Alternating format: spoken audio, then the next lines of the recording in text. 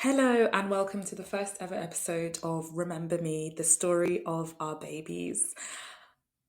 My name is Helena Moraes, and I'm the mother of Maila Angela Viana Moraes, the inspiration to all of this, all the work that I am doing today. I've actually been meaning to start a podcast around my experience with baby loss and then after for quite a long time. I've had so many different ideas. I've actually started two different podcasts. I put like a trailer for something, and I had a podcast idea with a wonderful mum, but it's actually a lot of work. And it's difficult to try and align your time with um, someone else's time who's also got so much going on. So it's very difficult. The other podcast that I tried doing by myself, it was called What I Wish My Family Knew About Baby Loss. And I really loved the idea.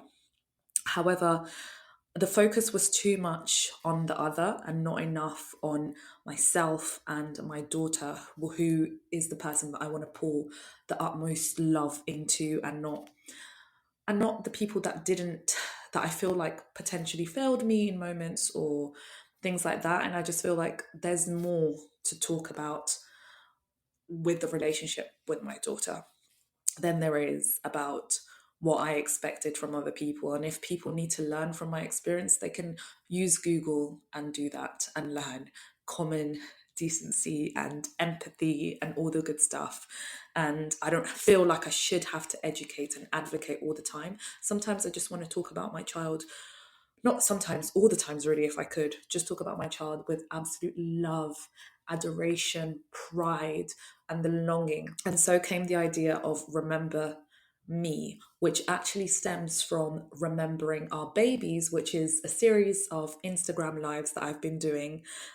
Started it in 2024 during the Baby Loss Awareness Month, and I've been doing, well, as of today, it's only been 4 episodes, but by the end of Baby Loss Awareness Month, it would have been 22. And I'm actually posting this particular podcast on the 2nd of November. So it would have been, by then, I should have hopefully done all 22 lives. And the idea is just to talk about things like we don't get an opportunity to speak about. There was definitely a life there. There was a relationship there. There was so many beautiful moments there. So much that would have happened between the time of being pregnant with your child and ending up giving birth to your child. And we need to make space and room for these stories. And the reason why I've decided to share this particular podcast and start it on the 2nd of November is because it is known as El Día de los Muertos, which is also called the Day of the Dead. And there's a celebration of Los Angelitos, which is the little angels, which are the babies who have died. I feel like there's so much fear around talking about death. We, especially in the Western world, we act like we don't die when we obviously do. That's the only thing that's guaranteed.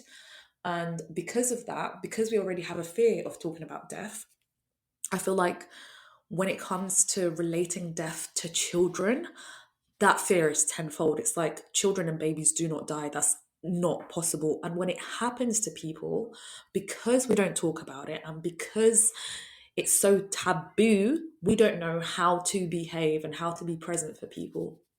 And I want to create a space where we are welcome to talk about, the death of our children, but also talk about the life of our children. Just because other people didn't see them living outside of our uterus, it doesn't mean that they didn't live.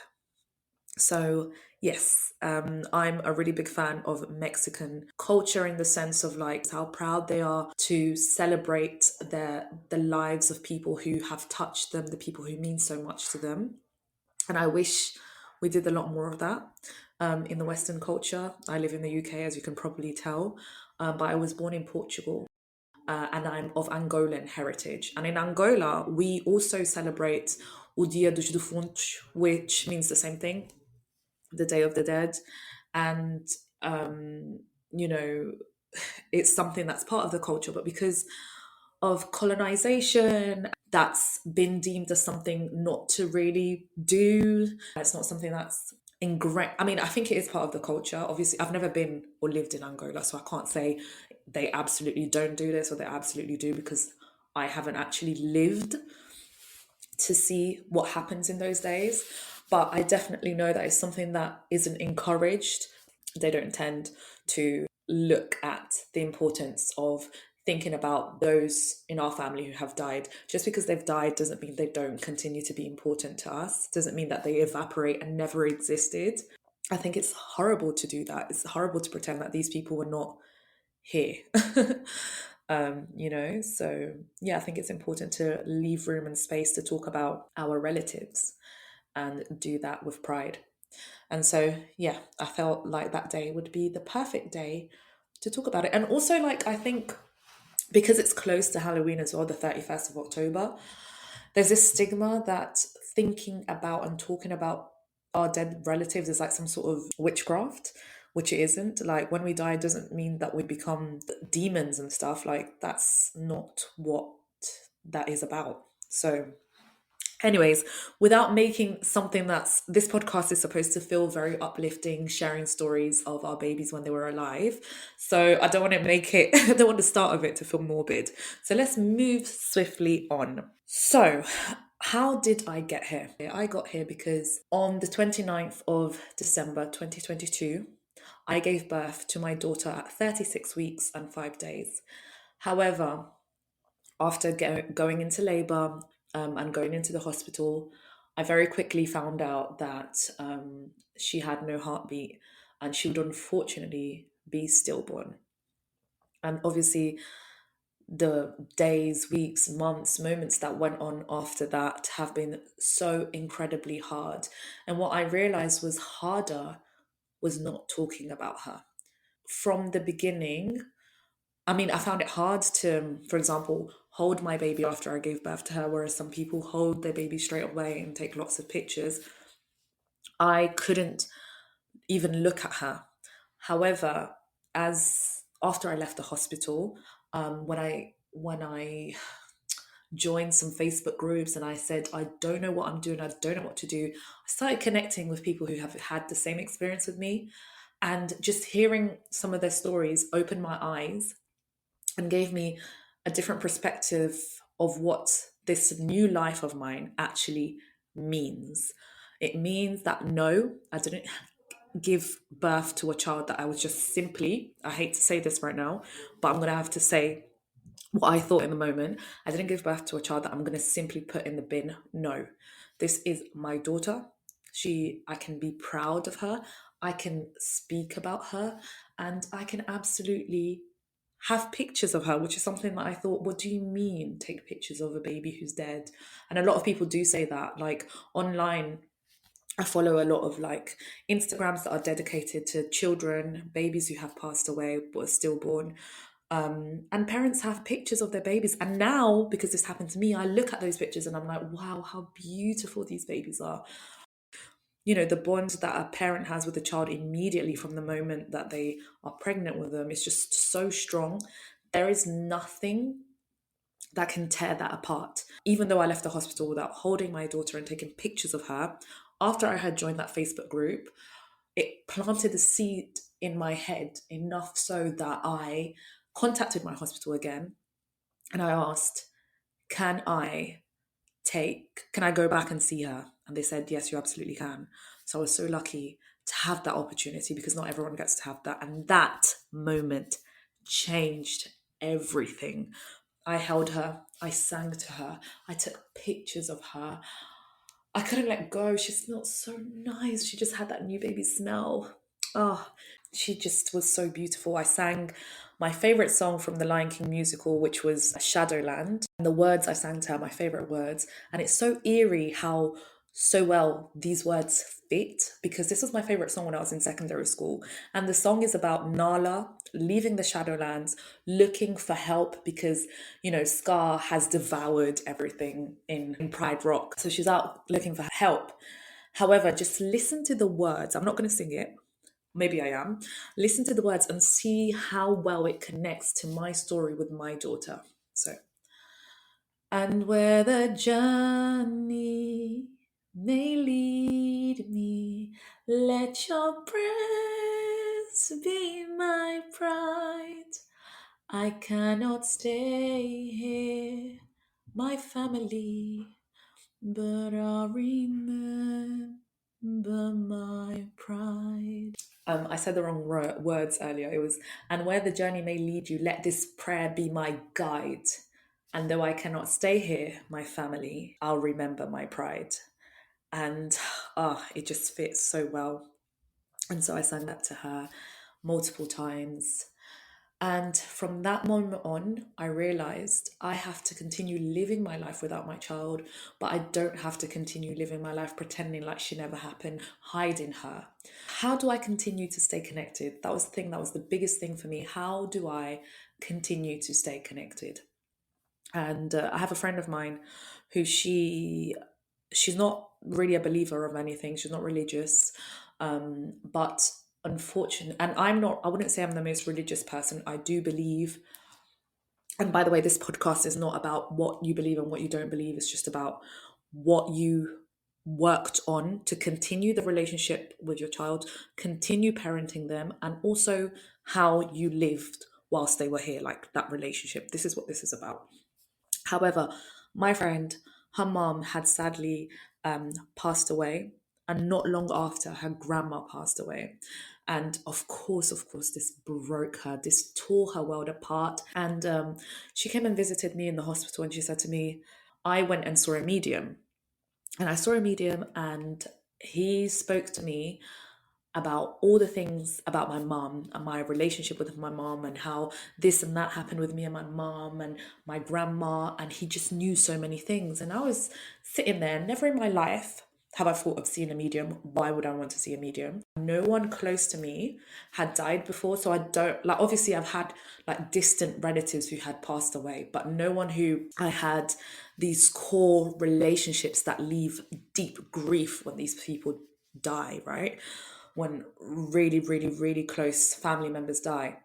Didn't really have that. And so when my friend, she explained to me, I went and saw a medium, I was thinking, well, I would never have wanted to see a medium before, but this sounds like something that I need. I need to prove to myself, like I said, what happened to my daughter, there has to be more to this. Like, her life couldn't have just been that. So I said, yeah, why not? Let me go and see a medium. She gave me his number, and she told me, look, leave it at least 3 months, because they need 3 months to reach the other side. It was something along those lines, like to really get a good connection and stuff like that. And remember, this is someone who doesn't really believe in anything in particular. And so I said, yes, this is what I need. This is what I need. So then after having that conversation with her, I went and Googled, and I started looking for books about mediumship and like intuition. What I really wanted was for me to be able to connect with my daughter through mediumship, as if I was the medium. Right, I know this is going to sound really crazy, and I know there's a lot of people out there who are really like strong believers in like don't mess with the other side and stuff like that. But for me, this is my child I'm talking about. I'm not really trying to talk to anyone in particular or anything like that. Like, I'm trying to have that connection with my daughter. I'm trying to prove to myself that that was real. It wasn't imagined. It wasn't just in my head. And so I was like, no, I need to be able to do it. I don't need a medium. Let me do it. So I read this book, and it's called Moving Beyond. Is it Moving Beyond? Yeah, Moving Beyond. And it's written by Fleur Lusink. I think that's how you say it. And she's a medium, and it's about like opening yourself up for your intuition. It isn't so much about speaking to spirits in that kind of like seance kind of way that you see in movies, but listening to your gut and how your gut is connected to your intuition, and how these things is how you get information from the other side, whatever it is that you want to call it. But that is exactly what it is, right? And so I read this book. It's got like loads of different activities, like in terms of meditation, things that you could do. There was this thing called the Osho meditation, which is like a very active meditation that you can do. Everything is broken down into like 5 different stages, if I'm not wrong. And the first stage is just like breathing really heavily. And then next stage is like dancing erratically. And then the next stage is just wailing or whatever, making all these different sounds. And then the other stage, complete stillness. And then one other stage. And for someone who is going through such incredible grief, you have like this restlessness in you. You want to just shake everything up. You want to tear the world apart. This meditation was perfect for me. Like every time I'd finish the meditation, I just felt like I was able to receive things. This is what it felt like. I'm not saying that I did receive anything, but I felt like that. I felt very light. And I loved it, and I loved reading everything that I had to say. And she, was speaking very highly of mediumship, spoke about the messages that she received and sent to people and stuff like that. And after I had read this book, I was like, okay, now I'm ready to call the number that my friend gave me. So she's told me that he doesn't have a mobile number, it's a landline, so it's an 020 number. And he does not pick up. So you call and you leave a message. And the message is very simple. You just say, hello, this is... So his name is Andy. And you're like, hi, Andy, this is Helena. I'm calling because I'd like to get a reading from you. And that's it. Maila died on the 29th of December, 2022. I called him at some point in January 2023. And he only got back to me beginning of like the second week of February 2023. And to be honest, by the time he did get back to me, I had already completely forgotten that I even made that call in the first place. And so it was quite nice to hear from him. And I got really excited. And then he explained to me, look, I'm not like these gimmicky mediums, like I'm proper. I give you evidence. I'm not just going to say airy fairy things that might or might not relate to you. It's not like a horoscope. Like I'm really going to give you evidence things, and I don't use social media, so there's no way that I'm going to know the things that come up. So yeah, I'll always only give you evidenced things and very, very specific evidence. Don't tell me anything. Like I don't if I tell you something, just say yes or no. Don't try and make a no into a yes. I'm not going to do that for you. And yeah, don't feed me anything. And I was like, okay, cool. He even said, he did ask me, so who gave you my number? And then I was going to say, and he's like, do you know what, don't even say it. We scheduled our meeting for like the 20 something of February. He's a very eccentric guy, very, very like bubbly, lovely, very chatty. I mean, he's like a real East End guy. He's from Greece, and then he's just talking random things, talking about this, the pub, talking about very random things, like things that weren't really connecting to anything. And I was thinking, oh, what am I sitting in to? Like, it's just nothing that was related to me, but I was just listening. And then all of a sudden, he just starts and he's like, oh, okay, I see here, I can see your grandma. Yes, I can see your grandma. And then immediately I was like, oh, for God's sake, of course you can see a grandma. Everyone's got a grandparent who's died. So I kind of was like, okay, let me just hear it out. Then he starts to give very specific information about my grandma. He goes, it's a grandma who you've never met. She's never lived in this country, and her name starts with S. It's your mum's mum.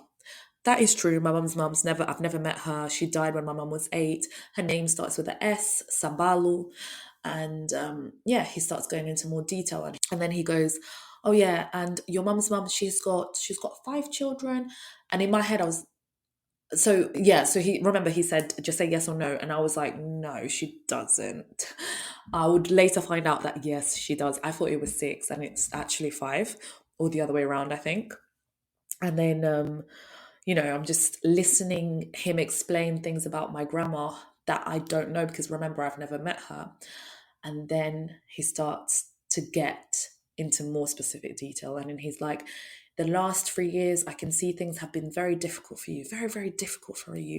And I can see you and your partner, there's been things that have been very difficult. And yes, like, the relationship between my parents and my husband was very like difficult, and we all lived under the same roof, which isn't great, and that's probably why. And so he was explaining that, and I was like, yes, that's true. And then this is where I'm not going to go into the whole reading, but this is when he starts to talk about Maila. He goes, you've lost a child. And like my mouth drops. I was like, yes. And then he goes, yes. So it looks like she was 8 months. So 36 weeks and 5 days is 8 months, just on the cusp of 9 months. So I was like, yeah. And then he's like, I can see there was something wrong with her lungs. She couldn't breathe. She couldn't breathe. And yeah, because my placenta had abrupted, so it meant that no oxygen. And then he's like, yeah, and it affected her brain. She was fine before, and then it started to slowly deteriorate. And then he goes, it happened on the 29th of December. And again, I was like, nah, no. By the way, guys, I had not posted a single thing about my pregnancy at all on social media. Nothing. And even after when Maila died, I did not post anything. Because remember, if I didn't post the pregnancy before, why would I post it after? So there was nothing online. There was just no way that he would have known. And even for my friend to tell him, like, that wouldn't have... There's more details into it for that she wouldn't have known. And then he goes to me, I just want to tell you this. I really want to tell you this. She was alive on the 28th. And this was something that me and my husband had been struggling with. We weren't sure if on the 28th of December she was actually alive. I was so worried that, she probably died the day before and we didn't realize, but actually he confirmed to me. He said, I need you to know this. She was alive on the 28th, and that gave me that I needed. And for him to just know that so specifically. Then he goes, her name starts with an M. Yes, her name starts with an M, and it was your husband that chose her name. Yes, absolutely. This is completely correct. Way before I even dreamt about being pregnant, we had already decided Maila's name. My husband told me he wanted to name her Maila because it reminded him of Marley, as in Bob Marley. Correct. And like, my mouth is on the floor at this point. And then he just goes, there was just nothing you could have done, so don't beat yourself up about it. There was nothing you could have done. Then he starts telling me my grandma went... So he says that when someone dies, the spirit of someone in the family comes and collects that person's spirit. So he said, my grandma is the person who came to collect Maila, and she's the one who's looking after her, and she really looks after me, and like she's always near me. And then he starts to talk about... I feel like I'm jumping around a lot. I should have probably brought the notes that I wrote on the day of the reading. He also said that I have Maila's name written somewhere. He's like, I can see it written somewhere. And for ages, I couldn't remember what he's talking about. And then I remembered on my bedside, I had written her name with candles. Like, I had these LED candles, and I made an M, an A, an I, an L, and an A. And then it clicked. I was like, wow, yes, I do. And then he's like, I can see yesterday you ran out for candles. You were running for candles, and you were late to where you were going to go because you were running. Absolutely correct. And it's just like these little things that he was saying, so sure that there's no way that could have been made up. And then he goes, I can see as well that you have a sister, but your sister, you've got this relationship that it isn't very close with your sister. It's very distant. And I was like, And then he goes, yes. And your sister, she's 21 years old. Yes. But your mum miscarried her. And I was just like, listen, if I needed any more proof, because with Maila, anyone could argue and be like, oh no, someone must have told him, yada, yada, yada. But the miscarriage thing from my mum, and for him to say 21 years old, on the day that I did the reading with him, I was 28. I remember till this day, my mum experiencing a miscarriage when I was 7 years old. I remember that so clearly, right? So yes, she would have been 21. And he's like, the reason why I can't tell that relationship so well, it's not strong enough, is because your mum miscarried. And yes, so immediately that just hit me, and I was like, okay, these children that we carry with us, no matter how small of a time, because my mom, she must have been what? She wasn't showing, so she could have been like 8 weeks, 10 weeks, that kind of length. They are a soul. They are a spirit and they exist, and you can believe what you want to believe. I'm not trying to force any thoughts onto anyone, but I believe that. And yeah, I think it was actually that moment that I was like, okay, so she's real, and from this day on I'm going to live my life caring for my daughter in some way. And it took me a long time to find out how I was going to do that, but I feel like now I'm excited to talk about her in the sense of like, I feel like I am nurturing her. I feel my heart doesn't feel, it still feels broken and I miss her so much, but it feels full every time I do something where it's in her memory and also helping other parents. Absolutely.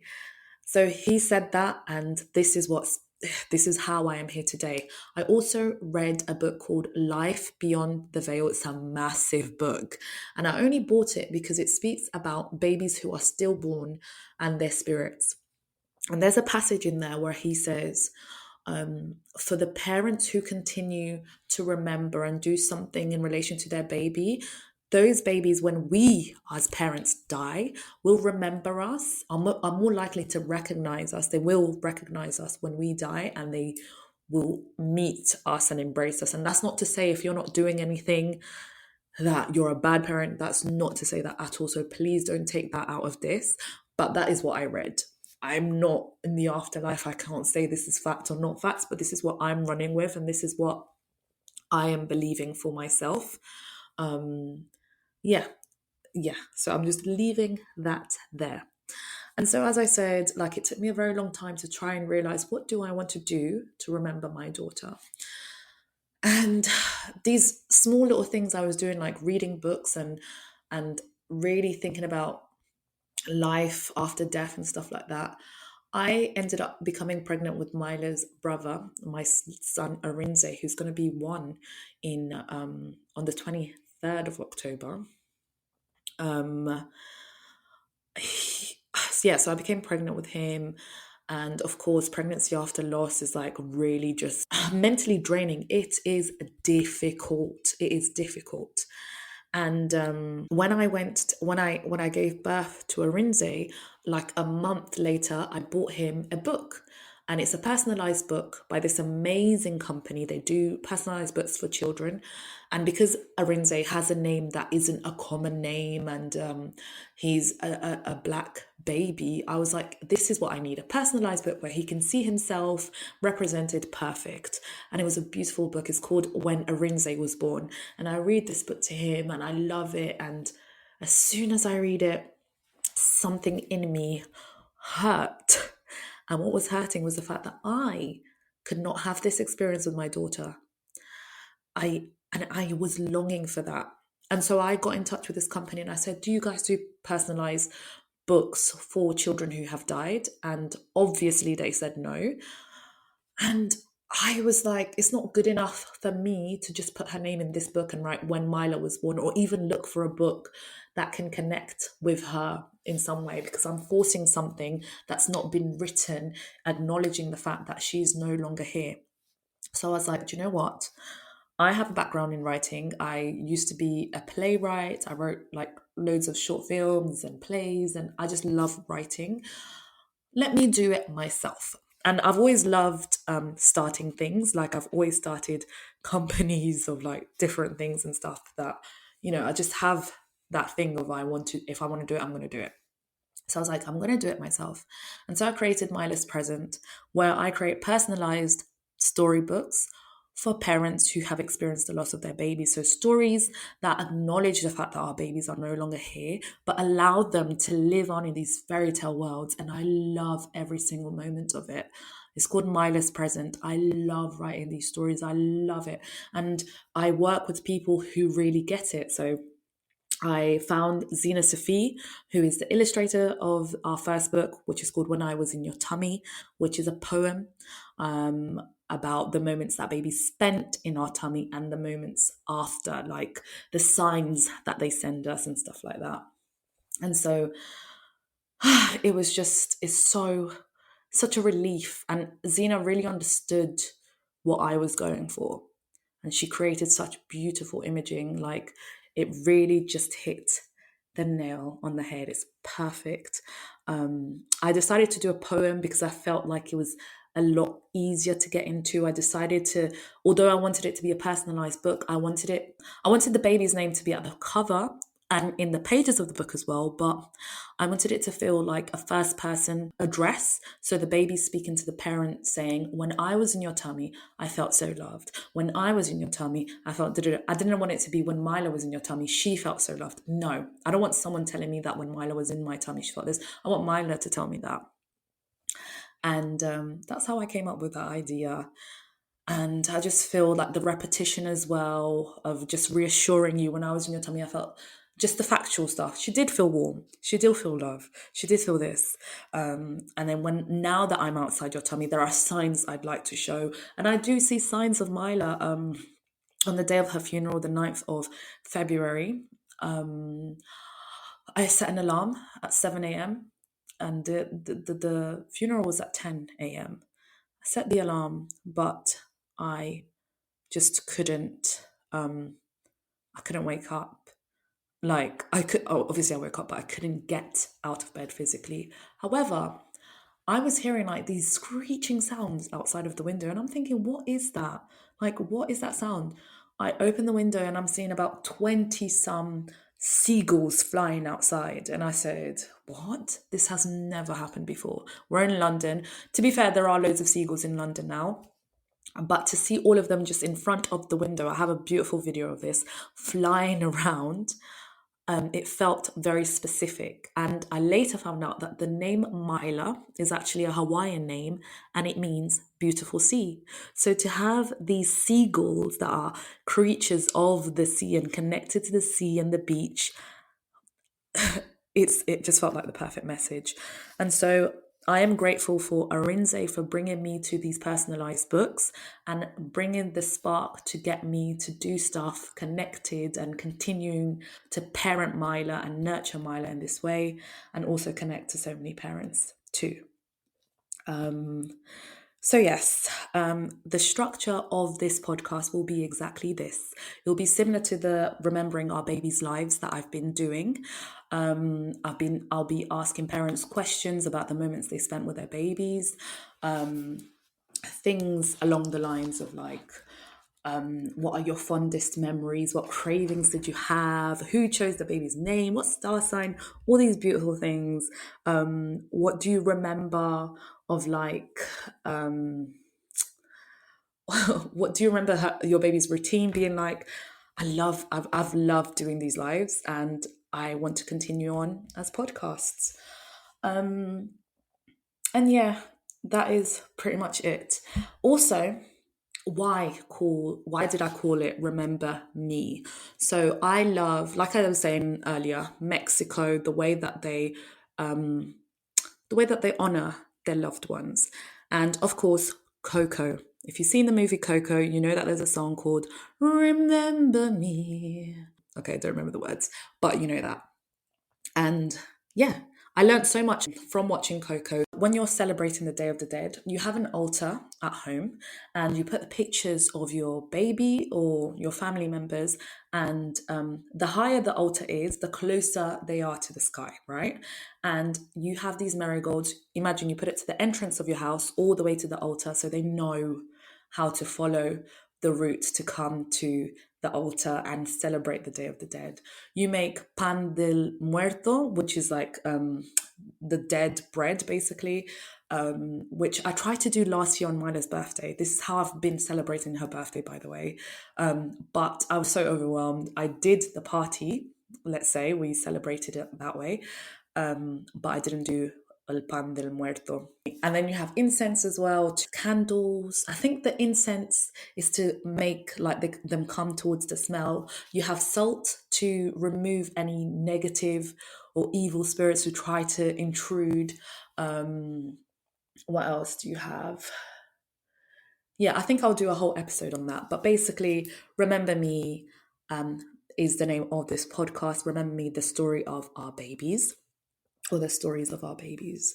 And I'll also love to reflect on music, because for me, music was a great way for me to connect with Maila. And when she died, the first thing I did whilst I was still in that hospital bed, I think within the same day, I created the playlist, and there are so many amazing songs there that helped me through. Without those songs, I don't even think I would be here, because really and truly, like, it was so hard and you just want to die.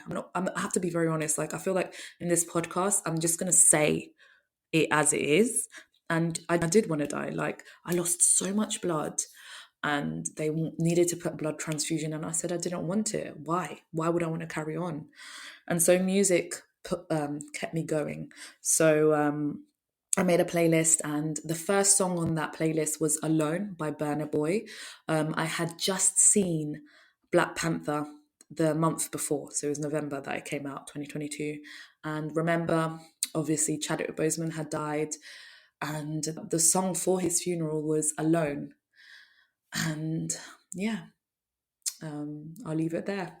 Listen to Alone if you can. Listen to Remember Me from Coco. Listen to what's the other song that I mentioned as well? Shadowland from Lion King. And another great song that I sang to Maila was Janae Ayoko's Sing to Me. I love that song. I used to sing that to her all the time. Sing to me, sing to me, sing to me, sing to me. Mommy, sing to me, sing to me, sing to me. Sing, I love you, sing, I love you. Namiko, did you know that you used to live in my tummy? Maila, did you know I'm in love with being your mommy? Anyways, I'll leave it there. Thank you so much for listening in, and I can't wait for you to join me on this journey of listening to the stories of love, pure love and joy between parents and their children. We need these spaces. We don't get to speak about them enough.